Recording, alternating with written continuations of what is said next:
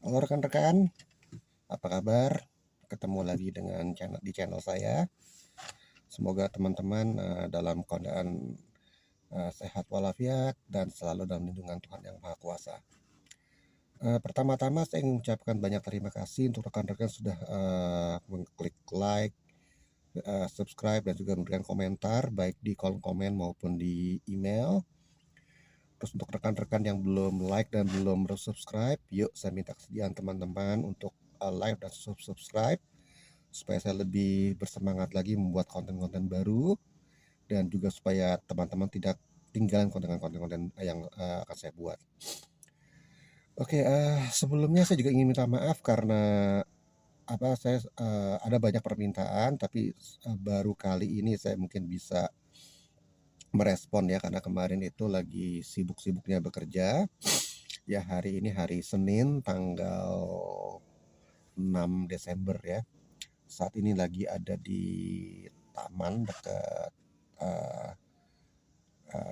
ya nggak dekat sekali ya, tapi dekat sekitar daerah tempat tinggal saya, karena saya lagi ada janji ketemu dengan rekan saya.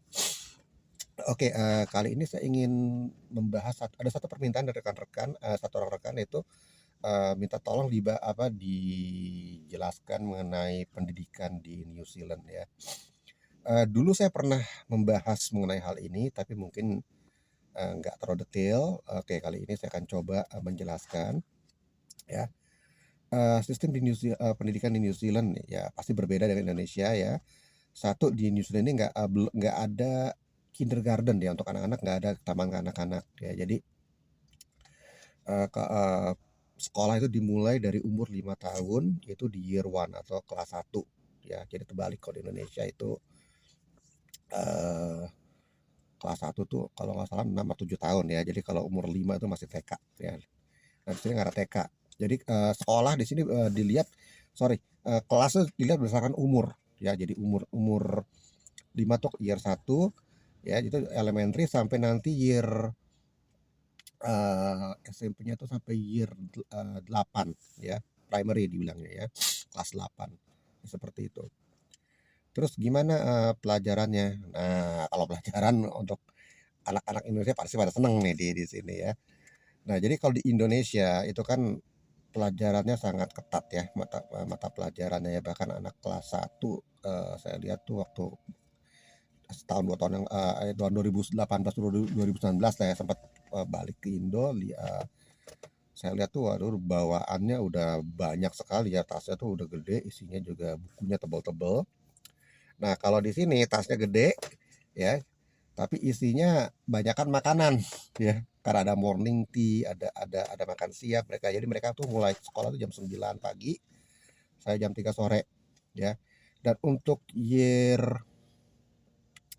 1 sampai year 8 bahkan sampai 9 lah ya. 9 itu udah masuk SMA ya, college kita bilang.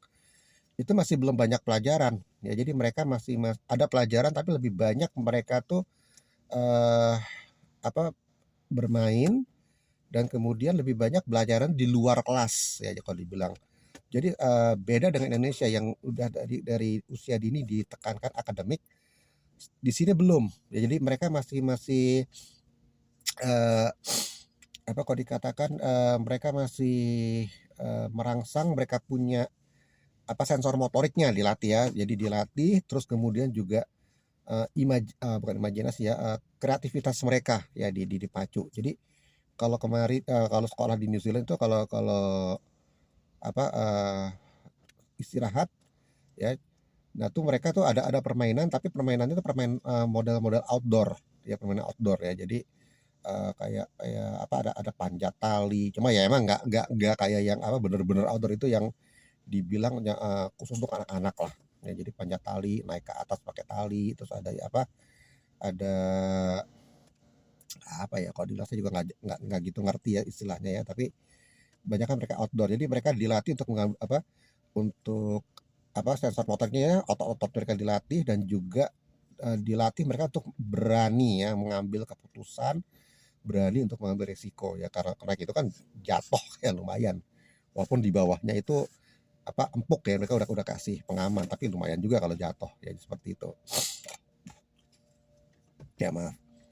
Ya terus buku-buku mereka bukunya juga juga nggak banyak ya, paling banyak buku buku ini buku tulis ya, buku tulis. Terus untuk mulai dari year 6 kalau nggak salah ya mereka bawa laptop sendiri gitu kan, mereka ada online karena ada online ininya ya, pelajaran online-nya di sana gitu. Terus untuk biaya, nah saya nggak tahu kalau sekolah swasta ya, soalnya sekolah swasta pasti mahal ya, karena saya bicara sekolah negeri ya. Nah, waktu anak saya di primary ya, sekarang dia udah college ya, udah SMA. Itu kita untuk kalau dibilang tuh masih masih working visa atau belum residency, ya itu kita kena $500 per tahun. Ya per tahun. Jadi nggak tiap bulan bayar ya, itu per tahun ya. Dan itu sebenarnya adalah uang donation ya. Jadi sebenarnya kalau mau bayar juga nggak apa-apa gitu ya. Tapi semakin banyak orang tua siswa yang bisa membayar donation, sekolah itu akan semakin bagus. Karena apa? Karena mereka bisa memenuhi fasilitas yang ada. Jadi sekolah negeri New Zealand itu disubsidi oleh pemerintah.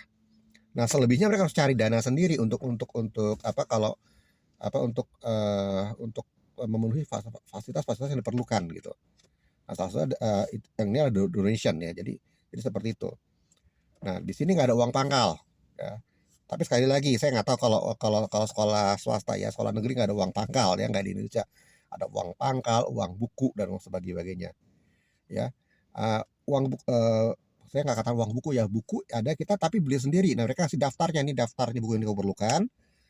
Terus mereka ada kasih apa eh, tokonya, ada rujukan, toko-toko buku rujukannya. Jadi kamu bisa beli semuanya perlengkapan di sini gitu ya. Jadi that's all gitu ya. Nah, ada tambahan biaya lain nggak? Biasanya kalau ada eh, apa kalau anak ini ikut kegiatan ekstrakurikuler ya, kayak misalnya dance atau apa tuh di luar sekolah ya, mereka pasti harus bayar ya, tapi bayarnya nggak ke sekolah, mereka bayarnya ke klub misalnya dance itu ya, mereka harus bayar ke situ. Terus kalau misalnya ada seperti piknik atau camp ya, dulu ada camp. Nah, kalau mereka ikut ya mesti bayar gitu, tapi bisa cicil bayarnya. Jadi katakan $200 ya bayarnya. eh, Campnya mungkin 1-2 hari, mereka mau ikut. Nah, berat nih $200. Nah, mereka bisa cicil ya. Sama juga dengan uang donation ya, $500. Misalnya kita mau bayar, wah masih berat nih, baru baru datang di New Zealand, mungkin belum stabil keuangannya. Nah, bisa cicil, bisa per minggu, bisa per bulan ya. Jadi seperti itu. Nah, untuk seragam ya itu tiap-tiap sekolah beda. Nah, tapi kalau ada satu SMA, nah anak anak saya masuk di sini itu namanya Western Spring. Nah, itu nggak ada seragam ya, makanya banyak yang pengen masuk ke sana karena nggak ada seragam. Mereka ya mau pakai baju apa boleh deh, tapi asal sopan ya, di sana dibilangnya begitu. Jadi seperti itu. Nah, terus gimana memilih sekolah ya, atau sekolah yang bagus di sini? Untuk negeri ya, saya kalau swasta banyak sekali untuk negeri. Jadi gini, sama dengan Indonesia, di Auckland ini sekolah itu berdasarkan zone ya, atau rayon kita bilang ya. Nah, cuma cukup aneh, cukup unik. Jadi katakan saya ada di dekat rumah saya ada sekolah ya. Nah, saya masukkan anak saya ke sana. Itu belum tentu bisa ya, sekolah negeri katakan ya. Kenapa? Karena bisa aja rayonnya beda. Ya, itu banyak terjadi ya teman-teman. Kayak ada teman saya, dia tinggal satu daerah ya, daerah Western Spring, dekat sekali. Terus anaknya masuk sana, ternyata nggak bisa karena nggak apa, zonanya bukan masuk di situ. Nah, kalau kita masuk bisa nggak bisa, cuma jadi nunggu, kita harus harus masuk waiting list. Kenapa? Karena mereka akan prioritas utamanya tuh bagi bagi mereka yang masuk masuk rayon di situ.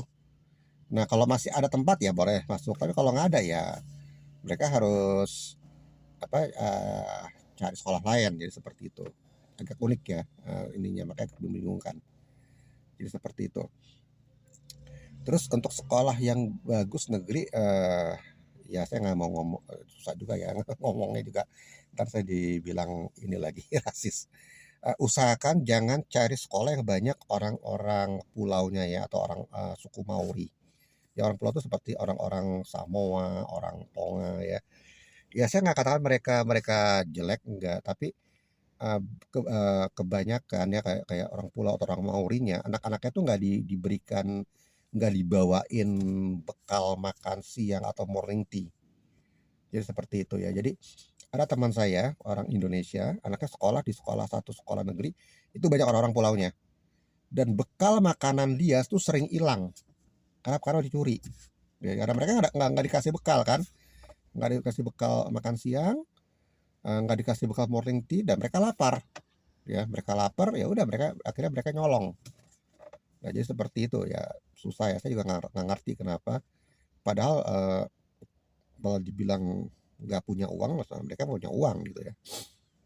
Ya cuma seperti itulah, itu apa, mereka punya kebiasaannya. Memang nggak semua ya, nggak semua, ada beberapa yang saya tahu mereka juga masih masih memperdulikan anak-anaknya, masih kasih kasih apa, makan siang, masih disediakan bekal ya, tapi kebanyakan dari mereka seperti itu ya.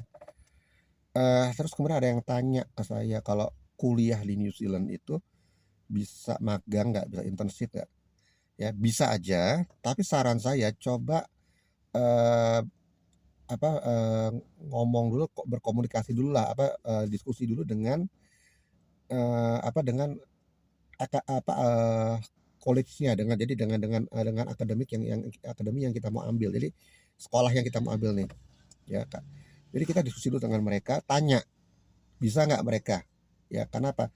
Kalau kita bisa aja mau sendiri bisa, tapi saran saya lebih baik tanya sama sekolah. Kenapa? Karena kalau sendiri itu biasanya takutnya dikerjain kita sama sama apa, sama perusahaan di sini. Apalagi mereka-mereka yang sorry ya, perusahaan-perusahaan yang dimiliki oleh orang-orang Asia, ya orang-orang India, Tiongkok seperti itu. Kan orang-orang apa, orang-orang pulaunya yang punya perusahaan. Nah itu biasanya mereka tuh kalau begitu tahu kita butuh, wah mereka katakan biasanya, oh biasanya manis-manis dulu. Nah udah begitu kita di ini sama mereka, dikacungin sama mereka gitu. Jadi saran saya eh, apa bicara dulu dengan pihak institusinya ya. Jadi tanya bisa nggak mereka bantu untuk magang, untuk internship dan sebagainya. Jadi seperti itu ya. Oke, untuk penutup ada yang tanya mengenai kapan border dibuka.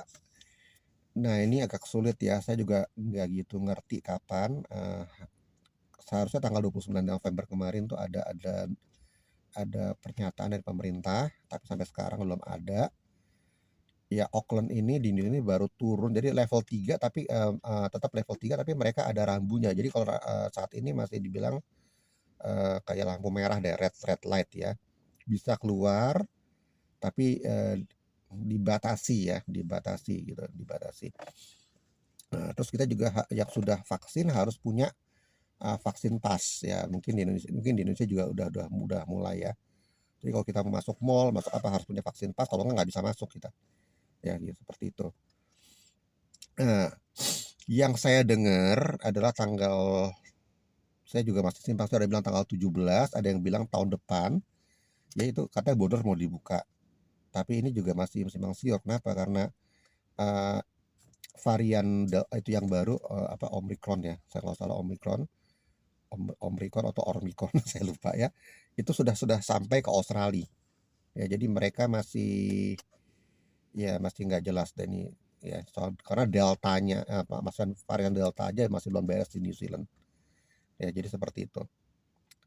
Oke, sampai sini dulu penjelasan saya rekan-rekan. Kalau masih ada yang mau bertanya silahkan kirim apa, bisa tulis di kolom komentar, bisa kirim melalui email. Terus kalau ada saran, ada kritik, ya silahkan juga rekan-rekan mengirimkan bisa melalui email, bisa juga di apa, kolom komentar.